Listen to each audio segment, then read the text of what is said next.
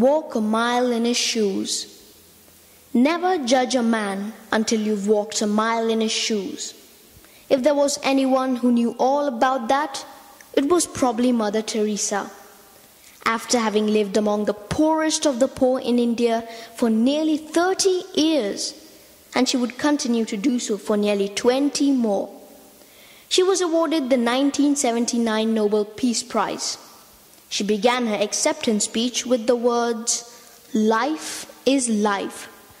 She went on to explain that all human beings are special and of great worth, no matter who they are, and that only when we have learned to respect that fact can we begin to help them improve their lives. Now, most people would be happy to walk a mile in a pair of plush designer shoes or top-of-the-line athletic shoes. But how many would want to step into a poor laborer's shoes? When I was living in Uganda, East Africa, I found a discarded pair of shoes that became to me a symbol of Africa and its sweet-spirited but struggling people.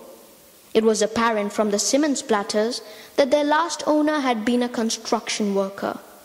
Like many others I observed there, he no doubt worked long days in sweltering heat with no protection against the sun and had only a couple of sticks of raw sugar cane for lunch.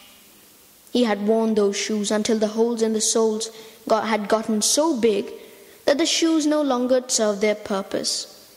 Poor man, when there was no point in wearing them one more day, he left them for me to find. It wasn't his intention, of course, but those shoes put my own petty problems into perspective.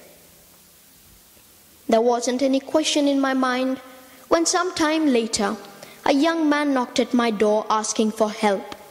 He had won a scholarship to a boarding school, but there was one requirement he couldn't fulfill.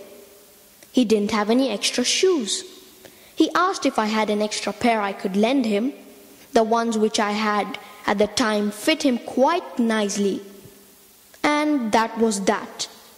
No, one simple act of kindness didn't make me a saint on the level of Mother Teresa.